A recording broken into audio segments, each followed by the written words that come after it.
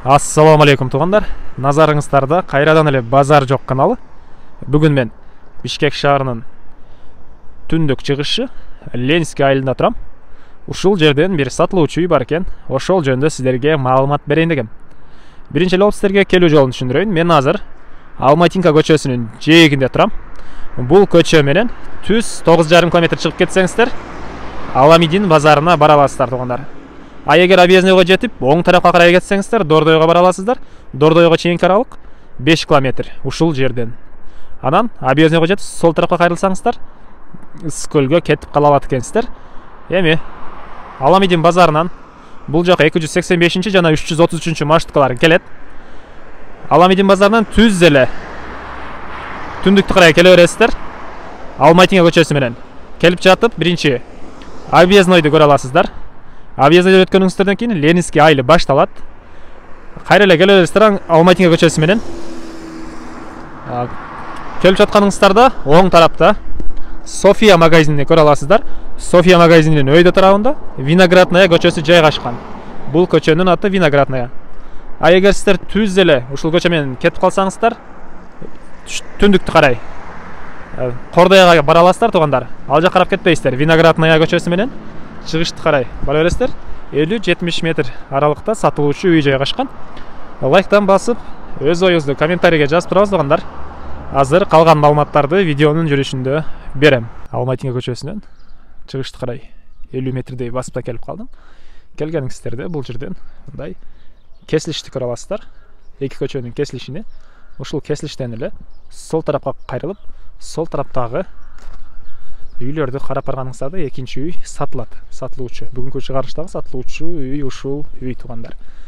Мына бул көчө тараптан көрүнүшү кирпич менен тосулуптур.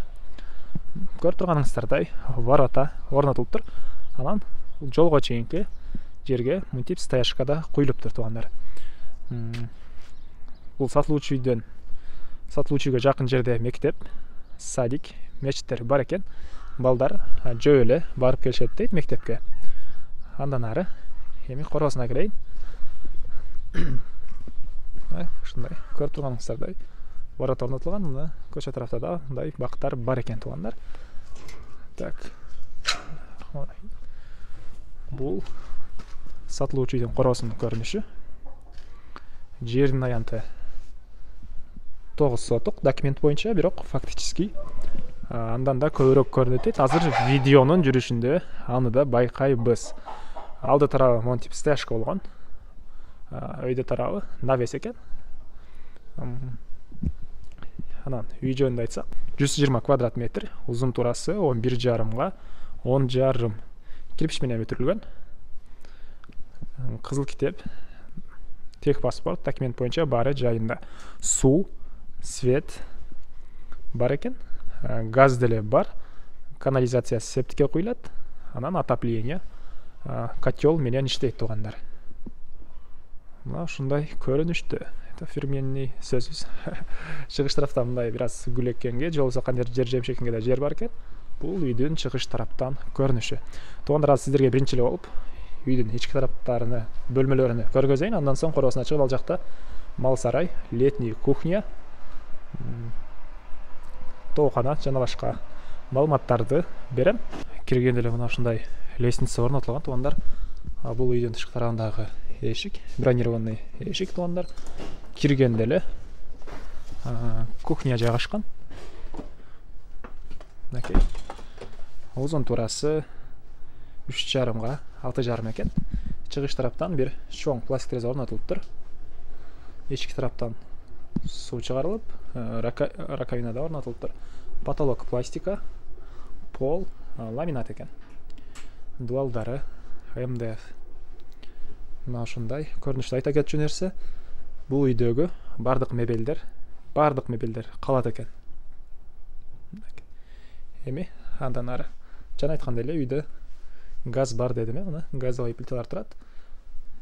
Дуалын айттым, МДФ деп. Андан ары оң тарапка кайрылганда коридор бар.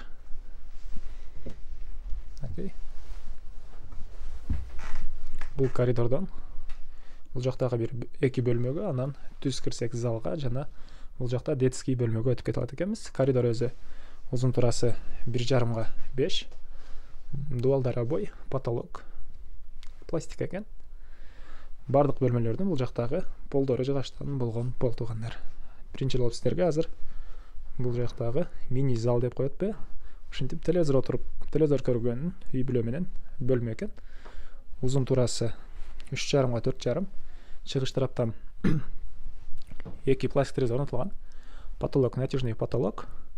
Дуалдар обой туғандар. Ар бір бөлмеге парай отопленияның батареялары да орнатылып тұр. Окей. Бұл тараптан да бір көргізейін.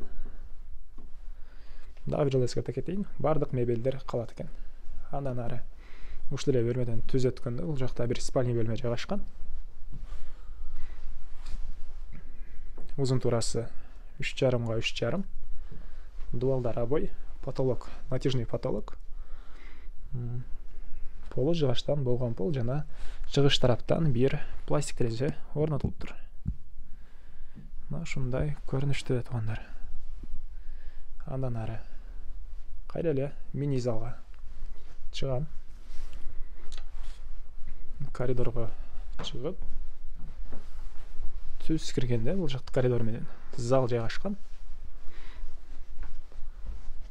Uzun турасы 4,6 екен. Түндік тараптан 2 пластик терезе орнатылып тұр. Потолок, натяжный потолок. Пол жығаштан болған пол туғандар. Дуалдары обой. Ар бір бөлмеге жаңа айтқандай эле парай отопленияның батареялары да орнатылған. Ушундай көрүнүштө туғандар. Андан ары кайра коридорго чыгам туғандар мен.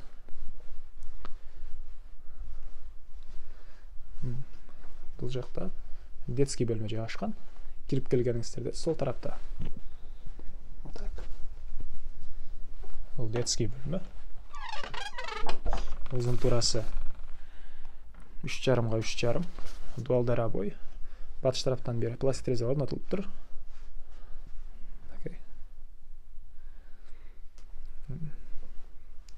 Және айтқандай эле пол жығаштан болған пол туғандар. Парай отопленияның батареясы да бұл бөлмеге орнатылған. Андан ары кайра эле кухняға чыгабыз.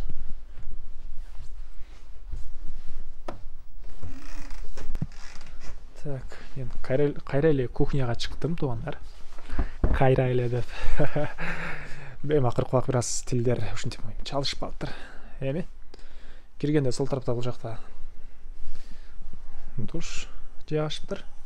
Жана парай отоплениянын топкасы да ушул бөлмөдө экен. Бул котел газ менен, электр энергиясы менен жана көмүр менен иштейт экен. Душтун дуалдары кафель чапталган. Пол деле кафель, потолок пластика жана түндүк тараптан, то тараптан бир пластик терезе орнотулуп тур. Ички тарапка раковина орнотулуп, суу да чыгарыптыр. Суусу арестон менен жылыйт. Төрүндө душевой кабинада орнотулуп тургандар. Эми кайра эле короосуна чыгайын да короосундагы мал сарай жана башка маалыматтарды берейин тугандар. Мен кайра эле үйдүн короосундамын. Үй ээсинин айтуусуна караганда бардык нерсени калтырып кетет экен, мебель жана башка бир гана бытовой техника. Кир жуугуч машина жана холодильникти алып кетебиз дейт, калгандар калат.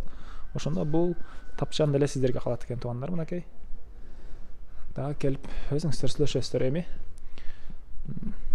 түз эле вартанан киргенде эч жакка карабай түз өтсөк, бул жакта летний кухня жайгашкан. Блок менен бүтүрүлүптүр. Тышкы тарабы бул жагы сайдинг. Ички тарабы бул мына. Ал жакта чоң казанга ылайыкташтырып салынган очок. Андан кийин орто казанга ылайыкташтырылган очок, анан кичинекей казанга ылайыкташтырылып салынган очок беркен 3 очок. Тышкы тарабы кафель чапталган жана бул жакта бир мангал да бар экен. Баарынын тышкы тарабы кафель, көрүп турганыңыздардай. Пол бул жакта стяжка куюлуптур. Анан ушул кухнянын түбүндө подвалда бар экен тугандар. Мына ушундай көрүнүштө. Бул жактан, түндүк тараптан жана чыгыш тараптан бирден терезелер орнотулган. Эми кайра эле короосуна чыгайын. Бул жакта жер жемиш эккен жери, анан тооканалар да бар экен, аларды да көргөзөйүн. Бул үйдүн батыш тараптан көрүнүшү.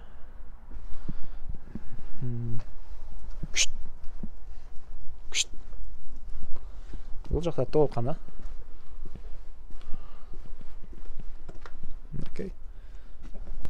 Шашпай эле көргөзөйүн. Үйдүн арты тарабы бул мына 2 метрдей кошуна менен болгон аралык бар экен. Анан бул жерде тоокана да бар экен туугандар. Чоң тоокана окшойт менин оюмча. Көргөзө кетейин. Бир аз десем көңүл бурбайсыздар. Кышкы погода, кышкы аба. Бир аз тамактар ооруп калган сып сезип жатат. Андан ары эми түз эле бул жакка карап барсак, бир мондай летний мал сарай бар экен. Ошол жерден эле оң тарапка кайрылсак, бул жакта дагы бир мал сарай бар экен. Кирүү жолу кайсыл жакта экен?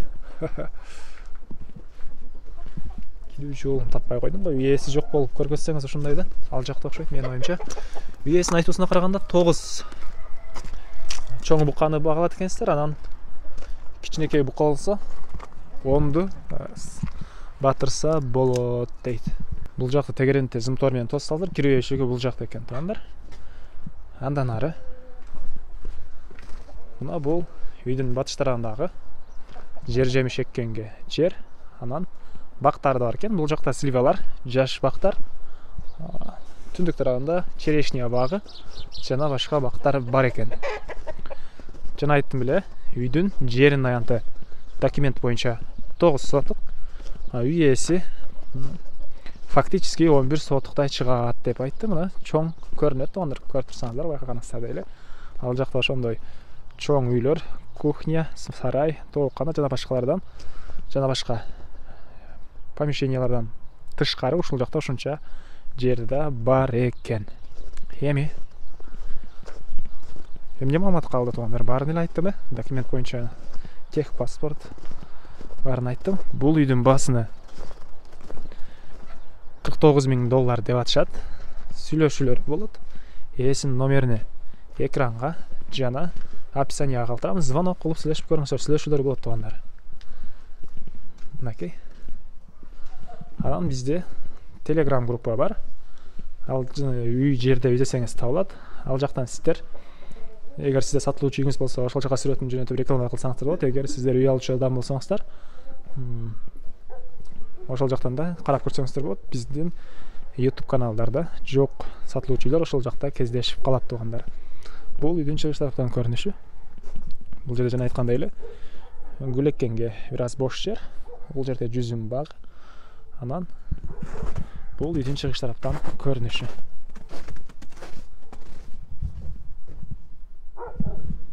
Бул жакта отун жыйган бир аз жер да бар экен. Көмүр кана экен бул туугандар. Бул үйдүн арты тараптан көрүнүшү. Бир чоң өрүк багы да бар экен. Анда эмесе мен сиздер менен коштошом туугандар. Кийинки чыгарышка чейин саламатта калыңыздар.